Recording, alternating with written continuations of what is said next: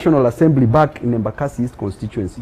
So I'm overqualified for any position because my mental faculty is upright and can rule, can lead this nation. Did I see somewhere that you're studying for your third master's? Oh, yes. I'm now doing my third master's, and I've been, I'm having my exams in February, and that's where I've been. Third master's, my guy. Yes. The first two are. There is my first degree is actuarial science, first class honors. Masters in actuarial science. That is important to say, first class honors. It's very important because getting first class honors in actuarial science is something which is almost next to impossible. Okay. Because actuarial science is the best course in the world. Not even medicine can close actuarial science. Not even medicine, not even engineering, not even pharmacy, not even law. Hey, we are sorry. So that is the epitome, the fountain of knowledge is actuarial science. Then after that, masters in actuarial science. Then law, LLB law degree, undergrad, second class upper division. And then now, masters in law and masters in economics. That is what I'm pursuing as we speak. Economics? Yes. So as things are... now I can see your trajectory. And by the way, 6 diplomas. From where? 6 diplomas. When I was doing my A-levels, I did 6 diplomas. Why? It's just acquisition of knowledge because I'm hungry for knowledge. I'm yearning for knowledge because it is education that transformed me from where I was in Nyalenda slums to who I am as a member of parliament. Were it not for education, ningekuwa gondi mwingine saa zingine mbaya sana huko kwa mtaa. Were it not for education, I would have never left Nyalenda slums. Were it not for education, I would have never come to Nairobi. Kibe, my first time to come to Nairobi and step at Ambassador was in 2007. 2007 was my first ever time to cross a road, to leave Kisumu, to cross a road, to go to another city. My distance was always from Kisumu, then being displaced. Let me call it displacement, which is distance with direction. Back to the village. If I went further, was again from the village to Kisumu. But were it not for education, I would have never come to Nairobi to be a student leader, to study, and to be a member of parliament. So to me, education has always been everything. That's why I'm pursuing education. Secondly, in my family, nobody got an opportunity to be educated. Why? Because there was no money. So we sat with my sister and my brother and myself, and we asked ourselves, who should be educated first because of the limited resources. Remember, my mother was selling changa, selling tot glass ya tequila hiyo tot glass ni 10 bob kwa changa. So ukiuza ile 500 ml ya maji, hiyo ni 500 shillings. And then hiyo umelewesha kijiji nzima. Slums nzima wamelewa hapo hiyo day. Because ile moja tu unachiu blackout. So hapo kuna profit kweli? Pale hakuna profit, ile tu ni kusukuma maisha.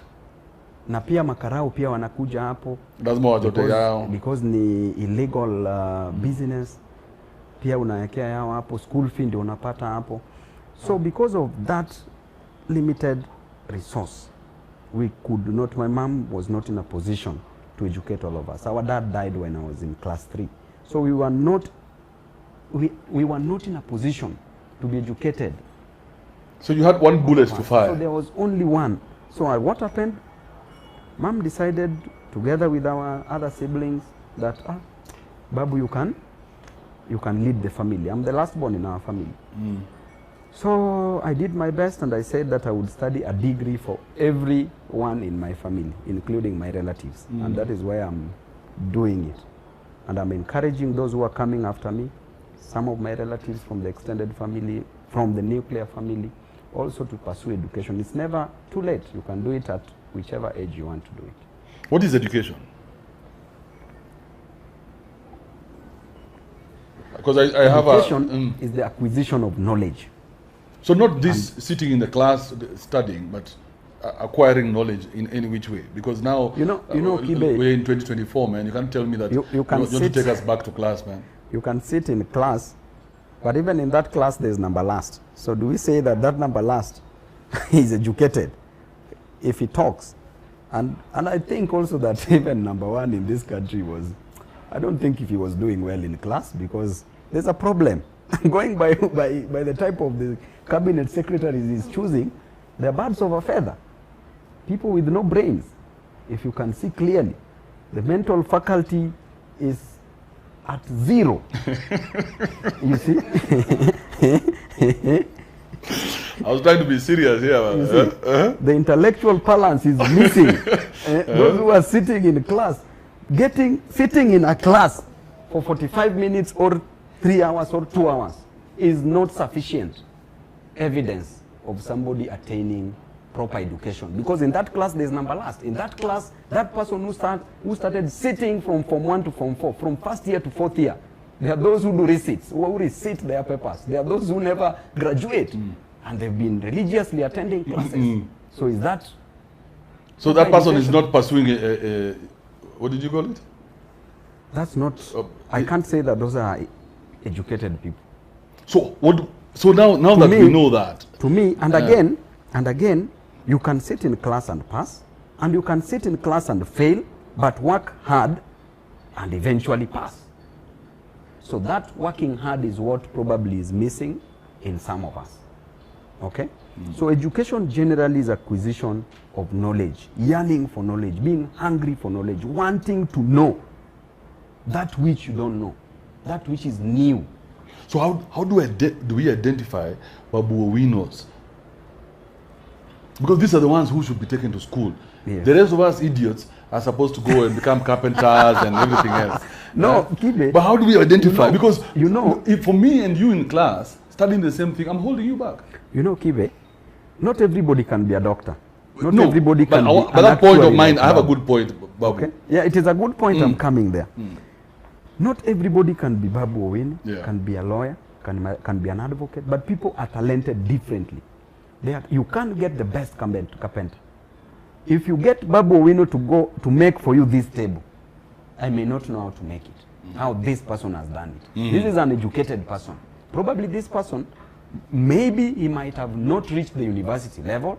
He did it as at the TVET level, or trained it somewhere, or barabara maadi. But that person is doing best, which means that if that person can convert a normal timber into this finished product, if you look at this and this, I can't do this job, which means that this is an educated person. This is a person who knows their shit. So the definition of education in Africa is not what you're saying. Because definition of education, I must show you my papers. No. Right? But now you're telling us, because people have been running away. These papers, you saw them, even Sakaja got some from Uganda here, from teams. These papers you can get from anywhere. They are everywhere. It's just a paper that is printed. That's all. But the real you don't believe Sakaja's papers were legit? That's an academic dwarf. The real education is here.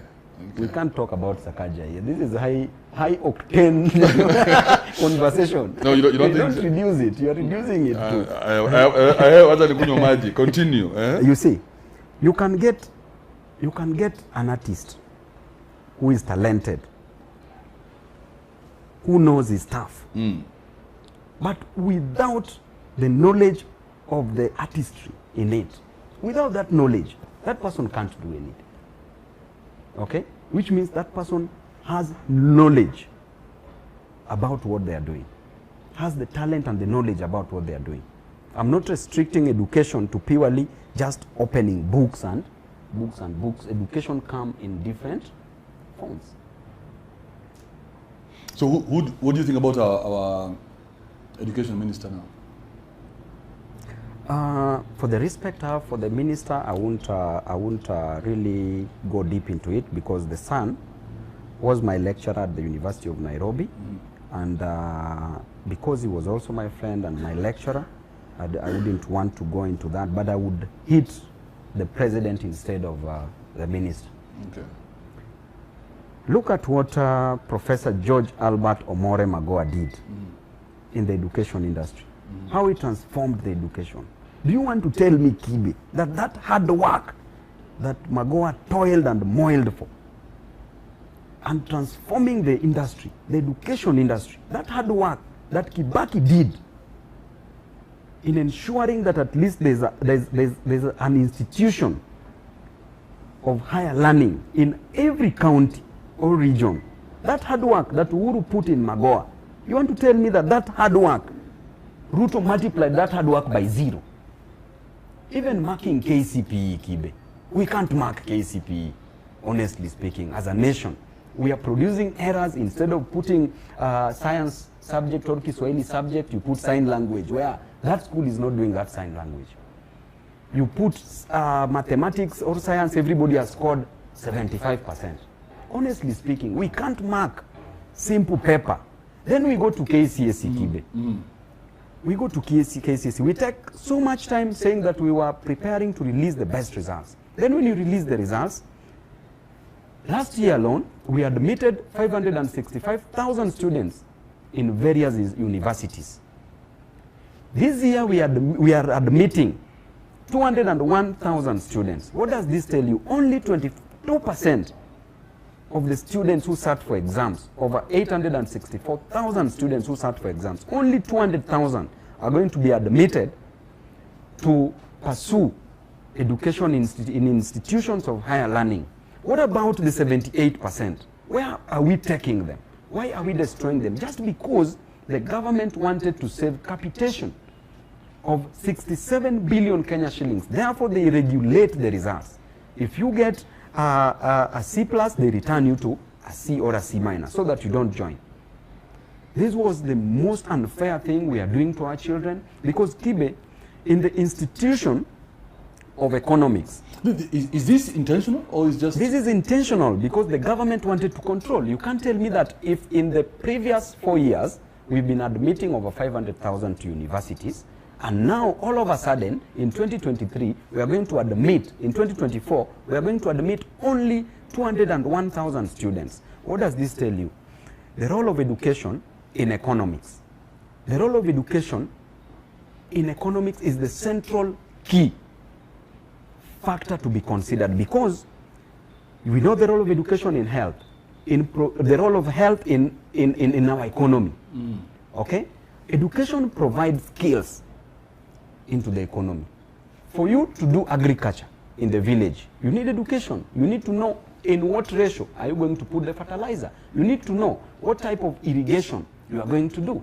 You need to know what type of soil erosion takes place in that area, be it sprinkle type of irrigation, or there's a splash erosion, there's whatever, how you are going to build the gabions when it comes to matters soil erosion. That is education, skills. When it comes to health, if you go to the hospital, utapewa Panadol ngapi na Piriton ngapi, ama tumbo ikiuma, utapewa Flagyl ngapi.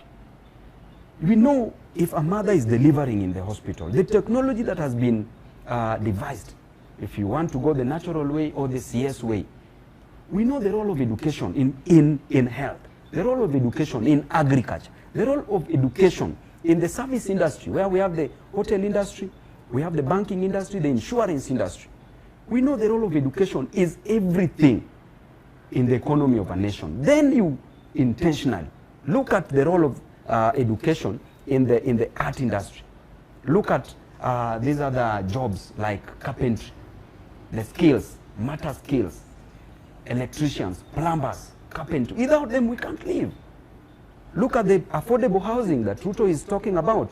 He's thinking that everybody can go and carry the stones to build a house. That is a person who is not okay in his mind. Look at the role of education in our economy. So generally, my brother, I'm a sad person because this government. But you're connecting too many things to at the same time. You see, I'm trying to tell you that this education is applied everywhere, in everything. So are we failing with our education now? We are failing.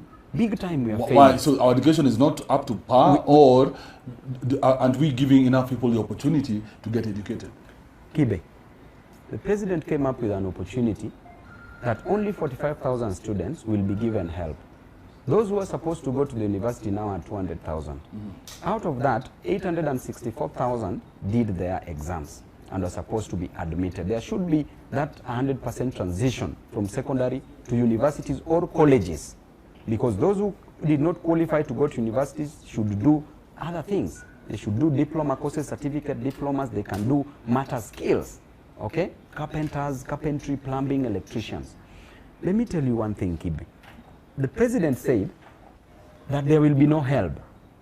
Help has been of benefit.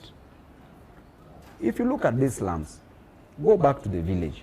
Right now, he's saying that in the cheapest degree course, a parent will have to part with 300,000 Kenya shillings for you to do an arts course. For medical course, you will have to do 600,000 Kenya shillings. Now, let's take Mama Mboga Kibe, who is selling mboga, okay? Or a person who is going from Jengo on a daily basis and earns 600 shillings per day. 600 shillings per day for you to do Jengo in a month is 600 times 30 days. That is 180. That is 18,000 Kenya shillings in a month. That is if you go even on Sunday. Now you are working Monday to Sunday, Monday to Sunday for 30 days without relaxing. Is 18,000 Kenya shillings. In a year is 18,000 times 12, which is 216,000 Kenya shillings. So in 1 year, you have 216,000, you are not resting. You want to buy food, you want to pay rent, then you want to pay school fees. Then you have more than 2 kids. First of all, 1 kid is not sufficient to take to the university. Why? Because 216 is not yet enough, because you need at least 300,000 Kenya shillings. So what does it tell you? That if you have more than 2 kids, then you will have to decide on who is to go to school and who is not to go to school. That one, the president has failed completely. He should leave HELB as it was. HELB was paying for any student that was called to the university. The government must take